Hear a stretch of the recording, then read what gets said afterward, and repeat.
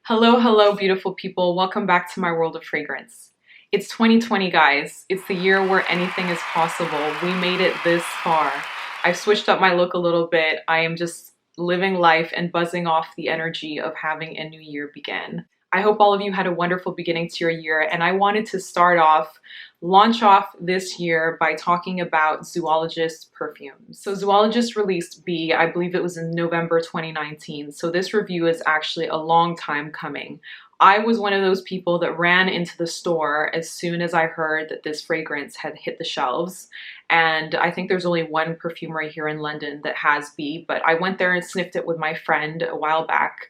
And my friend Claire here on YouTube, if any of you watch her, may have seen that she just did an unboxing of BE and she loves it. So I thought I would also talk about my experience with the fragrance and my thoughts on it. If any of you haven't heard of Zoologist before, this is a fragrance house, a niche fragrance house based in Toronto. So it's a Canadian fragrance house, another thing that's quite unusual. And this was founded by Victor Wong in 2013. So it's quite a new house still, but I would say that they're definitely making waves in the industry. And this is due to the fact of their very unique concept. So they're called zoologists because they're all inspired by animals and the natural habitats of animals. So basically where they graze, where they frolic, where do these animals thrive? And BE is of course based on bees and essentially honey.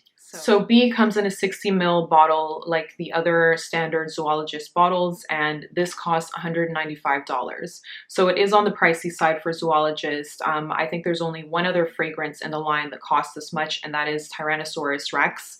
So I'm not really sure why the price was hiked up with this one, but I do know that this was a very, very highly anticipated fragrance in 2019. And it was one that I was, particularly very interested in smelling. I was really looking forward to a fragrance that would personify or, bottle up the essence of honey. I love the honey note.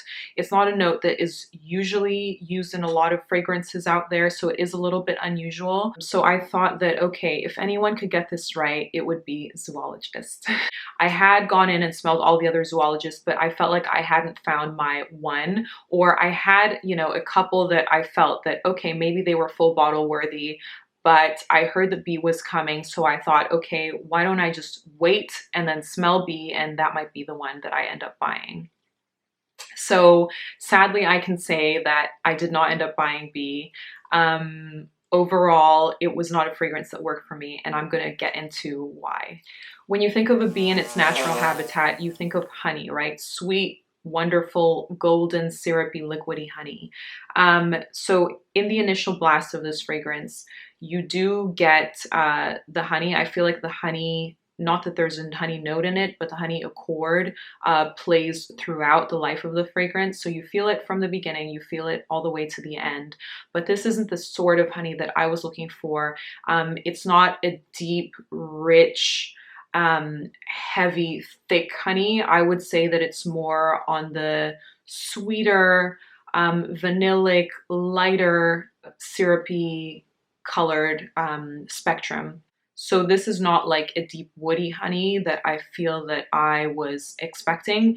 It's more of a floral honey, and especially the mimosa is quite prominent. So it's a floral honey initially with a little bit of orange in the top, and that mimosa does become prominent to me, whereas I wasn't really looking for any floral elements into this. In the base, there's vanilla and tonka, and it has a very sweet base to it. So if you're a person who loves very sweet fragrances, this is described as gourmand by zoologists themselves. This is a honey that's taken from the very center of the honeycomb. So it is pure honeycomb dripping down. The season that I imagine is like springtime. I think that this would maybe do better in springtime type of weather. For winter, I just didn't find that it was robust enough for me. But yeah, there are a lot of people out there who love this fragrance. There have been raving reviews about it. And I can see why. I would say that Bee is very, very likable. It sort of leans, if you were to kind of categorize the Zoologist fragrances, I would say that Bee is one of the more, not that it's mass appealing, because it still is slightly risky and, you know, more artsy than what you would find on the high street. But still, I would say that Bee is quite likable. It has that vanillic base, that tonka sweetness that a lot of people do gravitate towards. And then it also has a little bit of muskiness in the dry down. So these are all elements that are quite popular when it comes to perfumery and, you know, what people like to smell in general. There is no actual honey note in this fragrance, and there are no traces of real honey. It's all built up around the accord of the vanilla, the beeswax, the mimosa, etc. And to me, though this does not smell like beeswax, it's more honeycomb. I don't feel any waxy element to this. I feel more syrupy sweetness. So the type of honey that you would drizzle on top of your dessert or whatever, that's the type of honey that you're getting here. Bee does have a good projection and longevity, and although it's made up of synthetic ingredients, I feel like it does smell quite realistic, but I wouldn't say that this is a mind-blowing fragrance. But again, this might be your cup of tea if you really do enjoy those very sweet gourmand fragrances. I would say this also leans slightly feminine. I would imagine that more women would gravitate towards this than men, just if we're going to put things into boxes. Disclaimer.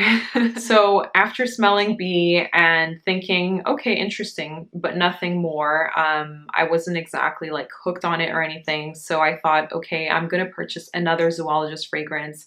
I was just itching to buy one, and I was like, okay, I'm gonna go back to my OG, my original favorite, or one of my favorite zoologists that I was really contemplating buying when I decided to hold off for Bee. So the zoologist that I ended up purchasing was, take a wild guess, it is Moth. And this is the fragrance that I was looking for. And I pretty much should have just bought this fragrance when I smelled it the first time and not waited for Bee, because this is a honey fragrance as well, but in a very different style. So I'm going to talk about the differences. And actually, I'll do an unboxing of this. I haven't opened this box at all, surprisingly. And usually I do unboxings over on my Instagram, so go over there if you want to see what fragrances I'm adding to my collection. I love doing unboxings on there, but I thought, okay, for the sake of this video, let me hold off on opening Moth and let me do it in front of you guys. So with each new fragrance in my collection, I open them with the honorary dagger. This is a knife that I got from my friends in Argentina. It's handmade, it's gorgeous. So all my unboxings are done with this knife. And let us have a look. Finally, I get to open this. Oh my God, I think I actually just cut the box. Yikes.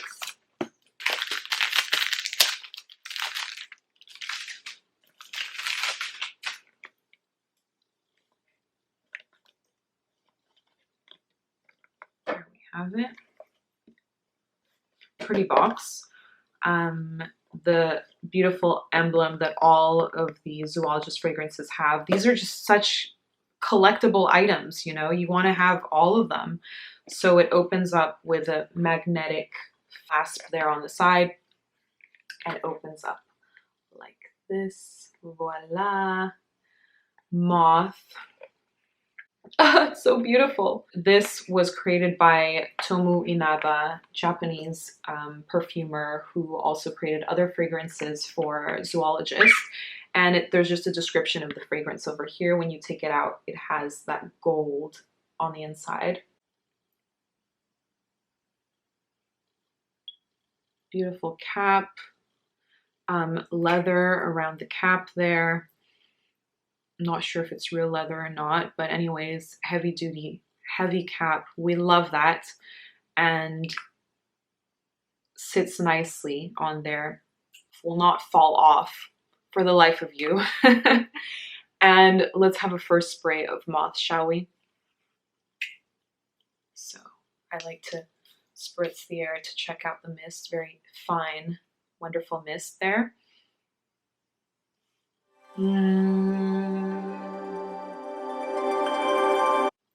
Okay, deep breaths. This is why I love Moth. I just got reminded about it again, and it's been weeks since I smelled this because it's been weeks since I purchased it, and I've been waiting for you guys. So Moth, like I said, was created by Tomu Inaba, Japanese perfumer, and this is such a unique fragrance. I've never smelled anything like this. What I find very unique and gorgeous about this is that it's a slightly gothic perfume. So there's something about it that just evokes emotions in you. It's got so many layers to it, so many corners of this fragrance that are well thought through in order to create like the ambulance of where moths thrive. So somehow Tomu Inaba managed to capture the mustiness, the sort of texture of the environment of where moths thrive. And it's just haunting, you know, like something about this takes me to an attic at my grandmother's house. It kind of takes me to lost drawers that may have old letters inside them. It takes me to a cabinet that may not have been open for a while, but inside lies some dark, deep secrets that no one has discovered for years. There's just something ethereal and magical about Moth. It's a sweet fragrance, but it's not sweet in the gourmand way. It's more sweet in terms of level. Think Cher Jouy by Serge Lutens. So, you know, like on that border of what a honey tobacco fragrance would be like. You know, a fragrance that contains honey and tobacco, but is not gourmand. So this is honey that is pure, that is dark, that is very rich. This is a thick, heavy honey. And the honey is prominent throughout. Again, this is, like I said, what I wanted Bee to smell like. There are spices in here. You feel them at the top. There's some clove, cinnamon, nutmeg, some saffron as well. And when I talk about the elements and the layers of this fragrance, there's that spicy layer, yet there's also an incensey layer. So there's a smokiness, there's ambergris, there's gaiac wood. All of you should know by now that I'm obsessed with ambergris. So that vibe of that smokiness, that tenderness though, it's not a heavy smoke that's laid upon you. It's a smoke that softly and gently caresses your face. There are florals at the heart of Moth, so there's some iris, some mimosa, some heliotrope, some jasmine, but this is not, you know, a floral fragrance by all means. I feel like that layer is more in the background. So at the forefront, you have that rich, glorious honey. There's a honey note, but it's a synthetic honey note. Although it's synthetic, it smells very realistic, and this is what Zoologist does so well. So yes, there's a real honey note in this. This is my honey. There's something about this fragrance that also just drags you in. It pulls you to it. There's a great comfort in wearing this fragrance to me.